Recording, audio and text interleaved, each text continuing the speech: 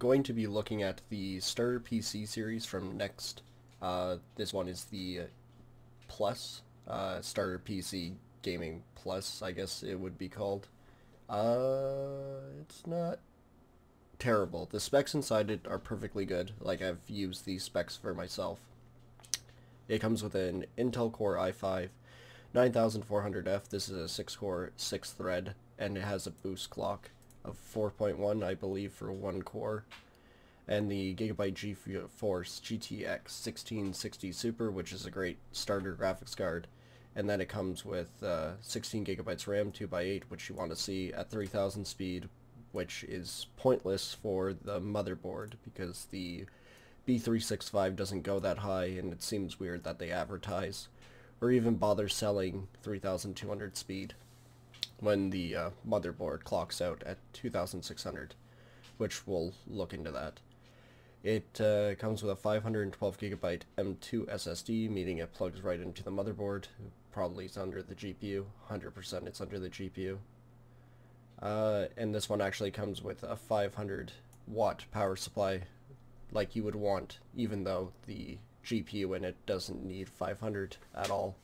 Just nice if you ever plan to do upgrades, and then 2 years of warranty on all parts, and blah blah blah. So, above all, like, the PC doesn't look bad. It is missing a fan at the front, which kind of sucks. So you have one fan in, one fan to shoot air out. You have another mounting spot up top if you ever decide to switch to one liquid cooler. I would have liked to see 2 slots, but maybe there's something about this case for negative pressure where they wanted to keep the cool air in longer. I just would have liked to see an extra fan, especially because they're not RGB. These things are worth like $2 to them. It wouldn't have killed them to add an extra fan. The cooler it's decent. It's probably the cheapest cooler I would recommend. That or the Cooler Master. They're pretty similar, and that's the only RGB you're going to get in this thing.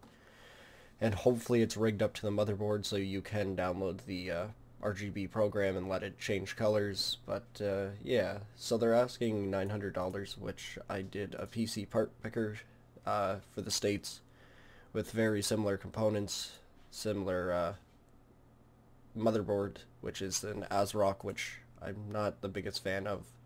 The i5 9400F, actually here, I can show you guys. So they're advertising 3200 speed. The top speed of this motherboard is 2666.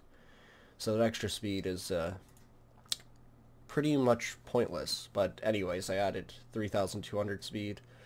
Of G.Skill 16, I added a very similar cooler. Similar M2 512 gigabyte. And then I went with a more expensive GTX 1660 Super just because this one has really good boost speeds. And yeah, I actually don't mind the look of it. It has a little RGB at the slide. Exact same case that they're advertising, which isn't a terrible case, just would really have liked to see more up top, and I would have liked to see a little bit more opening on the side, because there's nothing on this side for pulling air in. But that's just me being nitpicky. And then a 500 watt power supply, just EVGA, which is the most basic bang for your buck as possible.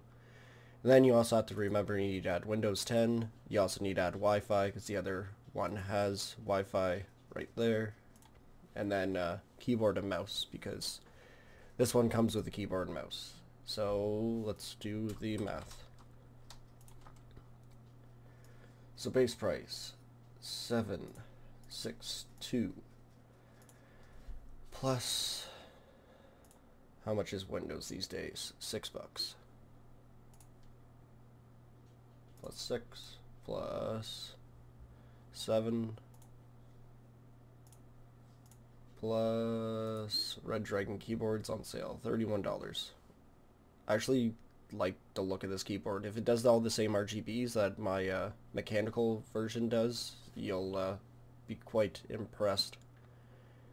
Especially the price is really good. And then plus 31. So grand total to build it yourself after everything you need and a little bit better parts, just because the graphics card I chose has definitely got a higher boost speed, is 806. While their advertising theirs for $900.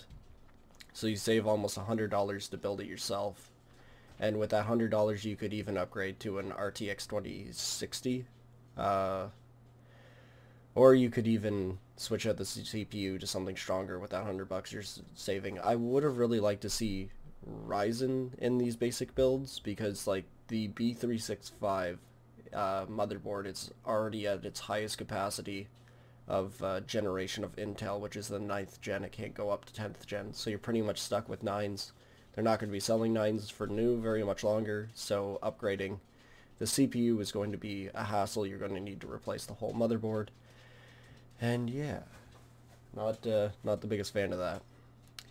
So hopefully they change it to a Ryzen, or even a 10th gen Intel would have been nicer. Like, I would have rather have seen, like, for instance, the i3 10000, was it 100F versus 9400F.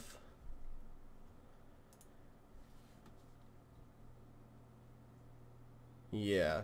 See, I would have rather have seen this one. Even though it's a little bit weaker, at least you know you can upgrade down the road, like to the 10400F to get the extra cores, and then if you're really feeling up to it, you could always upgrade even further. But K version wouldn't have mattered. Would have been pointless. The 10th generation is actually pretty disappointing. I would have rather have seen, for this price point, a 3600 regular instead of the 9400F. Just because you can always upgrade to this. Like, if you had a 450 motherboard, you could upgrade to the newest generation. It's just that asking $900 for a computer is quite a lot of money, where you have no headroom for upgrades, and this has been a good system for like the past, I want to say, year, maybe 2 years, almost 2 years, but coming to the end of 2020, this isn't going to be subpar anymore for buying a new PC.